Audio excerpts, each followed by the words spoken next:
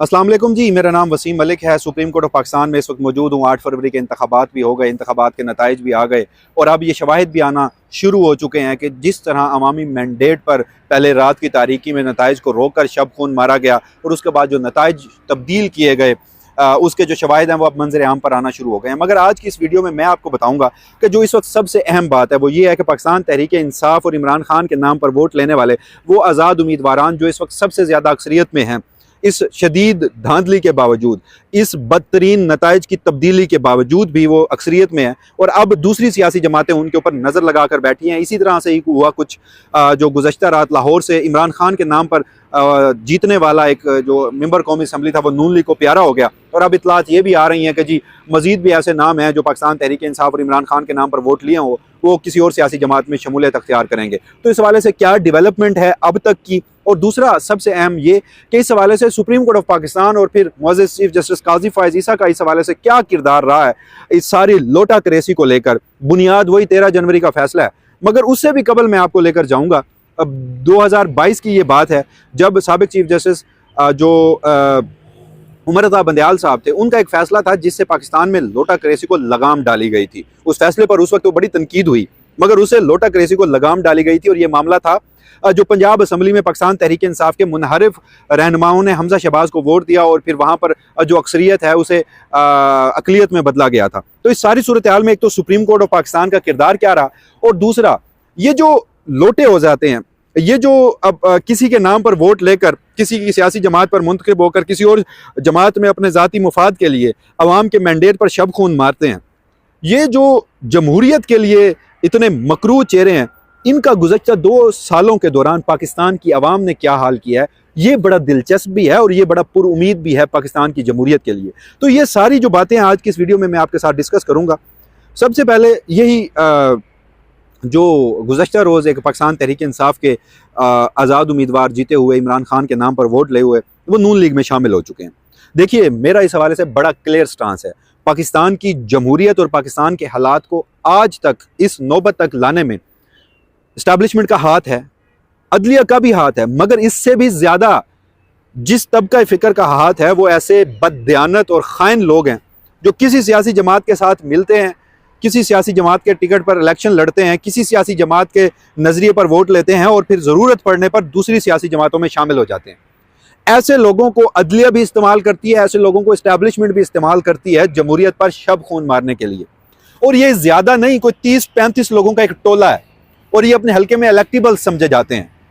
मगर आप लोगों ने, पाकिस्तान की आवाम ने इनकी जितनी हौसला शिकनी की है, मैं किसी एक और वीडियो में आपके सामने रखूंगा कि सिंध हाउस में एक मंडी लगी थी।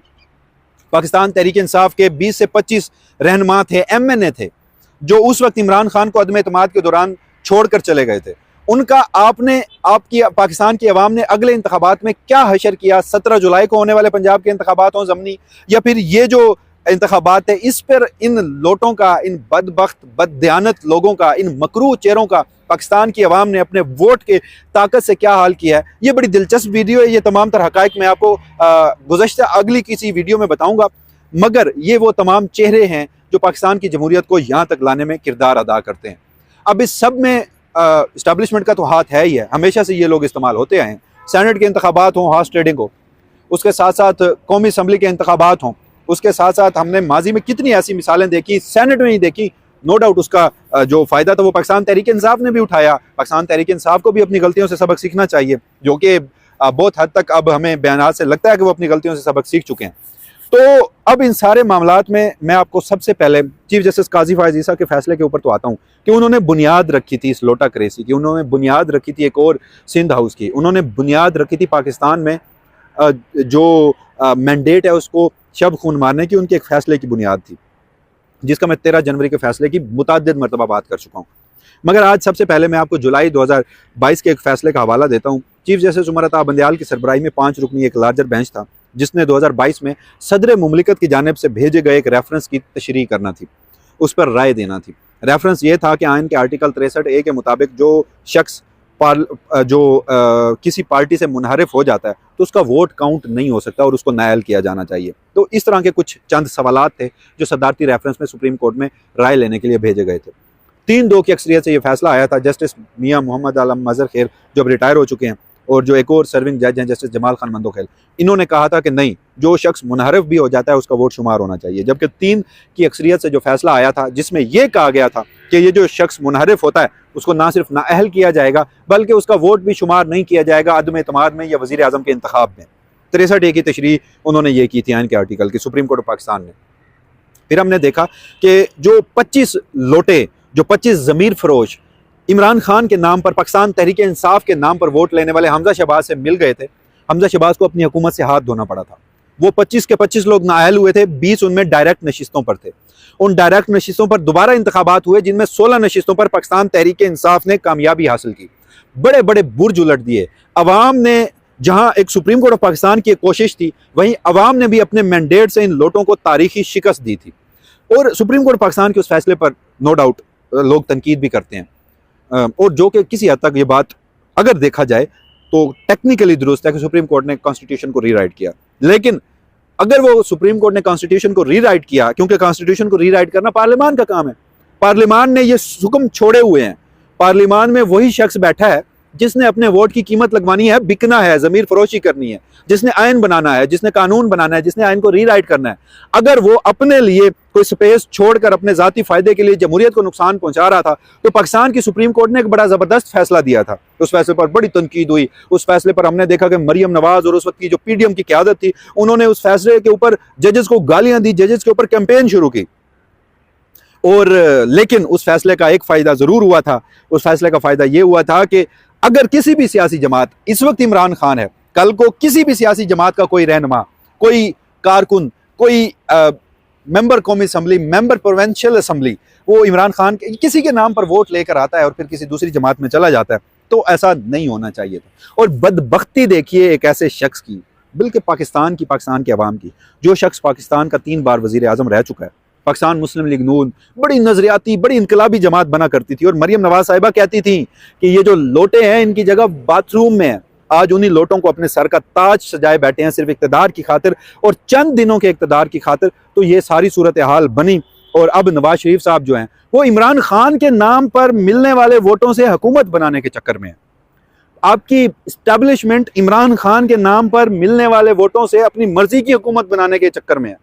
ये शायद पाकिस्तान क्या, ये शायद दुनिया की तारीख का अनोखा वाकया है।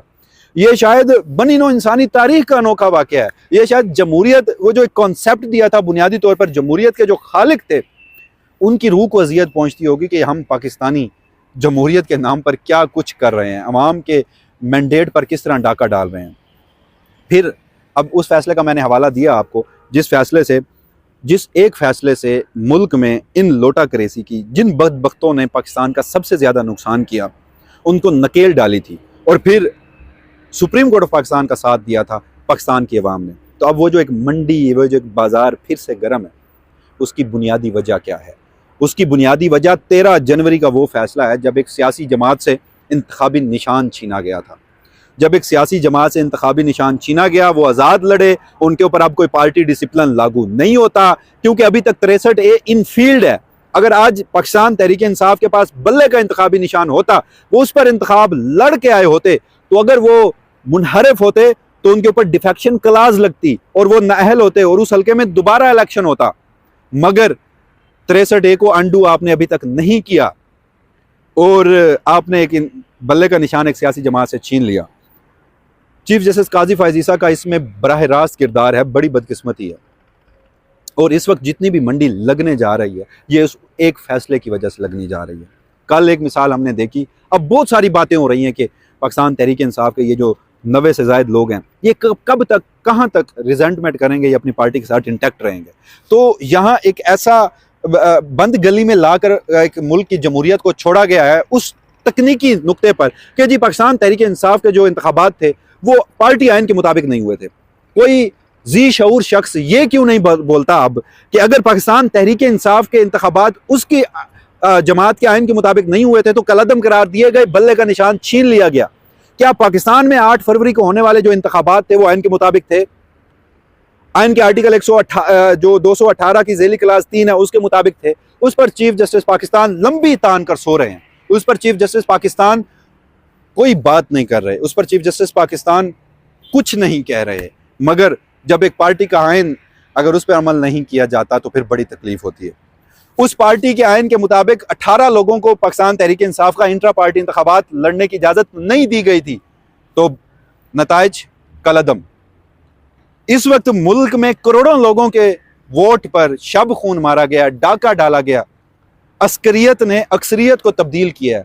मोअज़्ज़ज़ चीफ जस्टिस काजी फायज़ ईसा साहब मुकम्मल तौर पर खामोश हैं और उनका 13 जनवरी को वो दिया गया, मुझे क्या लेने दें कि वो जो गिफ्ट था, वो जो एक तोहफा था, उसका अब फ़ायदा पहले इंतखाबात के दौरान उठाया गया, आपकी रियासत ने उठाया और अब दोबारा उठाने जा रही है इन आज़ाद लोगों को लिए। लेकिन यह भी एक खुशकिस्मती है, हर गंदगी से कुछ ना कुछ बेहतर निकलने का अमल होता है।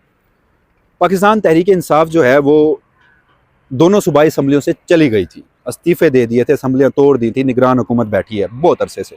पाकिस्तान तहरीक इंसाफ 9 अप्रैल के बाद कौमी असम्बली में एक मेंबर उनका नहीं था, पाकिस्तान तहरीक इंसाफ वहाँ से भी चली गई थी। तो क्या 2 साल के दौरान निज़ाम चला लिया गया? नहीं चलाया गया।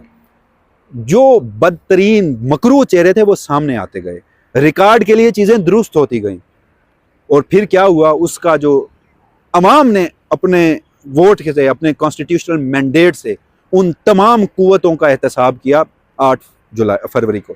तो अब भी अगर कोई शख्स जानना चाहता है तो उसके चेहरे याद रखिए और फिर इस तरह के मकरूह चेहरों को अपने वोट से, ये हुकूमत कब तक रहेगी? इंतखाबात इस मुल्क में होने और होते रहेंगे।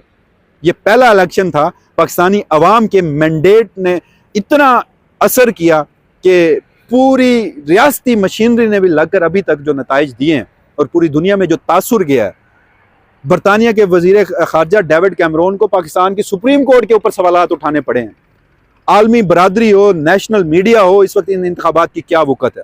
सिर्फ पाकिस्तान के अवाम के वोट से। तो अब भी उन मकरूब, बदबख्त, बदकिरदार, बददयानत, खाइन चेहरों को जाने दीजिए किसी और सियासी जमात में, उनका नाम सामने रखिए। और मैं अगली वीडियो में आपको बताऊंगा सिंध हाउस में और फिर बिलखसूस पंजाब में पाकिस्तान तहरीक इंसाफ से मुनहरफ होने वाले जो अरकान थे, उनका इन इंतखाबात में क्या हशर हुआ है, तो उससे पाकिस्तान की जमहूरियत जो है वो मज़ीद मजबूत हो रही है। इस हवाले से जो भी फर्दर डेवलपमेंट होगी, वसीम मलिक आपको इसी प्लेटफॉर्म से आगाह रखेगा। मुझे दीजिए इजाज़त, अल्लाह ने के बाद।